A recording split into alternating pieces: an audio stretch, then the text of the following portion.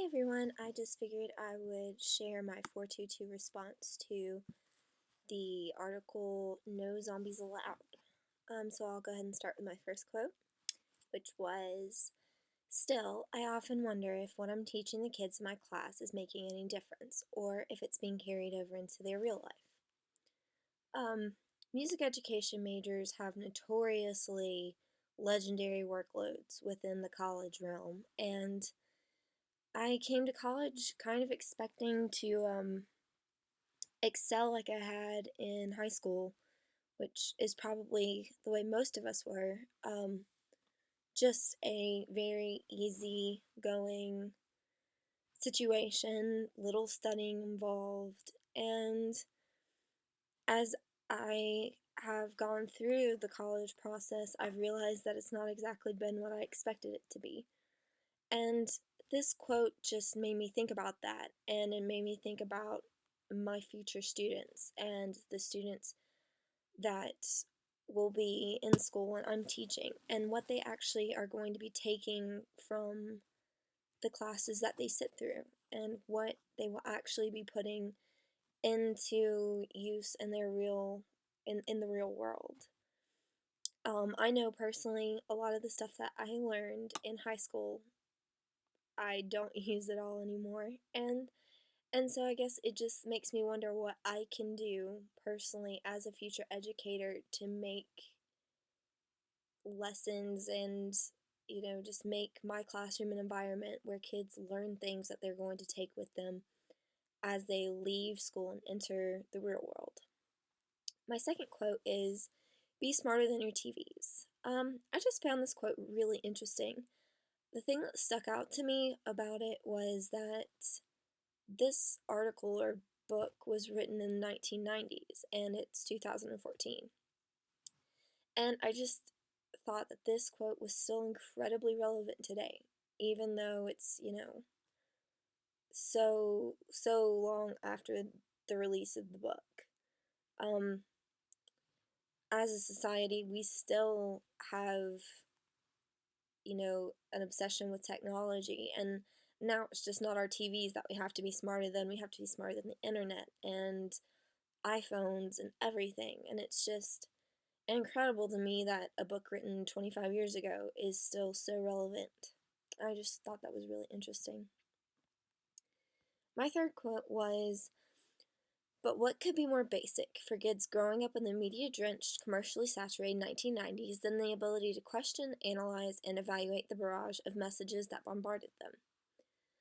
I just think that today our lives are riddled with subliminal messages and hidden meanings.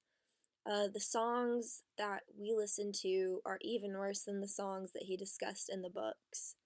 You know, drug and alcohol abuse, the demoralizing women and minorities, and just one thing after the other.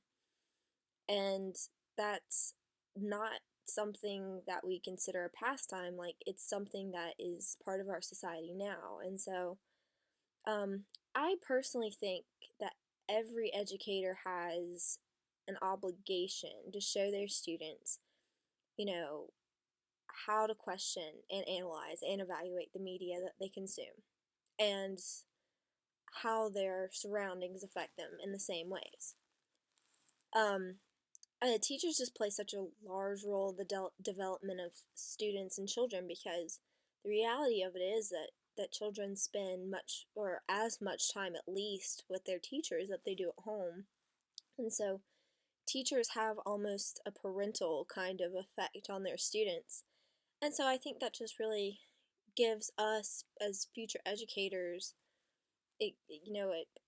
it leaves us responsible to show our students what's appropriate and what's expected of them, even though they aren't our biological children.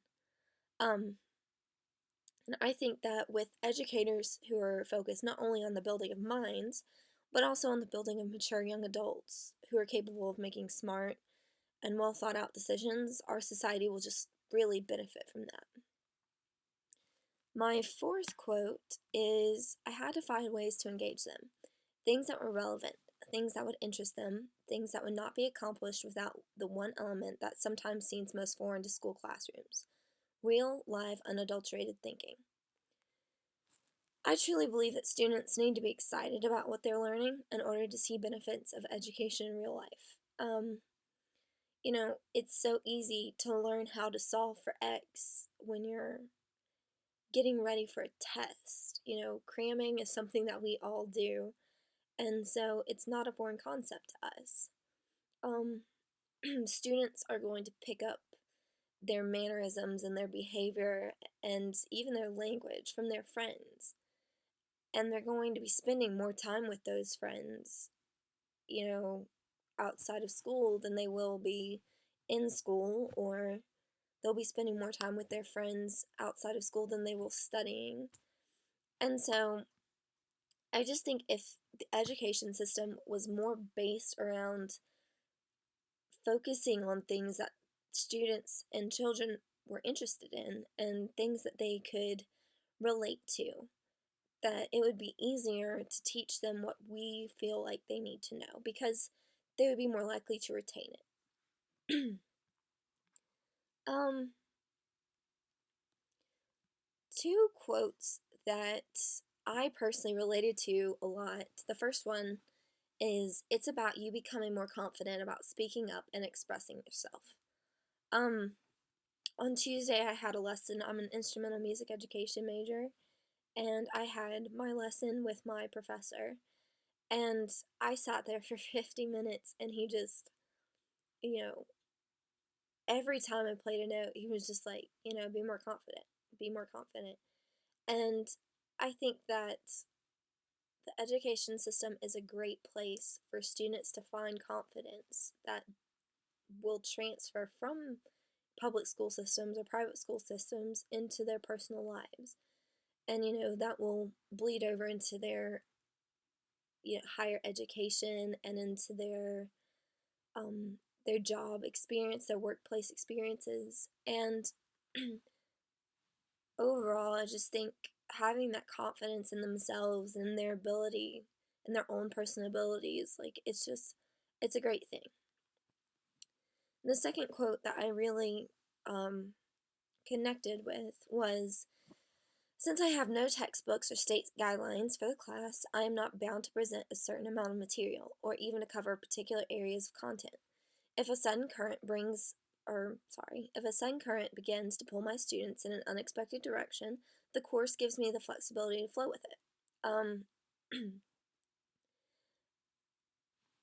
one of my biggest experience, or one of the most memorable experiences that I had in high school, was in band, and we were just playing this beautiful piece. I don't remember the name of it, but it was just this beautiful piece, and my band director was not happy with how we were playing it. He was disappointed, and he couldn't get the results out of us that he wanted. And at one point during the we had like an hour and 50 minutes together, he cut us off, and he set his baton down, and he stepped off of his podium, and he sat down and was like on our level with us, and he just asked, what do you think about when you play this? And there's a couple answers. Oh, I think about the sunrise, and I think about going on a walk, and I think about my family.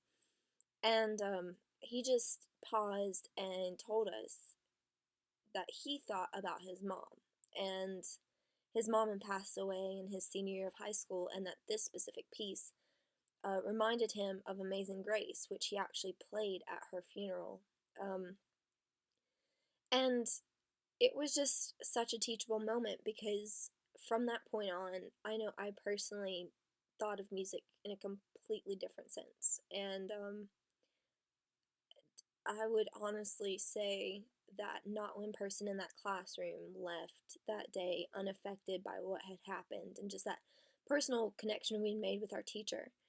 And that's not something that you can find in a course calendar, or in an agenda, or in a lesson plan. That's not something that you can plan to have. And I just think that those moments are the most important, because that personal connection with your peers and with your teachers is what makes, you know, it's what makes education fun, and it's what makes education leave an impression on students. It's what made me want to be an educator, and I just think that connection is so important. And lastly, my two questions that I came up with were: is there a way to incorporate real thinking while educators are limited by standardized testing and other public education issues? I personally think about this a lot because I'm going to be a band director, hopefully. And standardized testing is one thing when you're dealing with mathematics or science or something with a very specific black and white answer, but with music, it's not so easy. Music's not easily quantified, or it's not like you can listen to a song and be like, no, that was wrong. So it's really hard to think about music in a way that we're being taught to think about public education. And so I just really wonder how it's possible to instill the idea of real unadulterated thinking in a classroom that's concerned about, getting good grades and making a perfect score on a test. And finally, how can teachers be confident in what they're educating their students? Sorry. How can teachers be confident that they are educating their students the right way? How can they know that they're doing the right things in the classroom? Personally, this is something that I literally have nightmares about, is getting up in front of my class and just not having any clue what to do and what to tell them and how to make things better. And so this is a really, I guess, a personal question. I am terrified of not knowing the correct way to educate my students and the correct thing to say to them, and that's just scary to me. And so I guess that goes back to that confidence thing I was talking about earlier. How do you become confident that you're saying the right things? So that's my response, and see you guys tomorrow in class.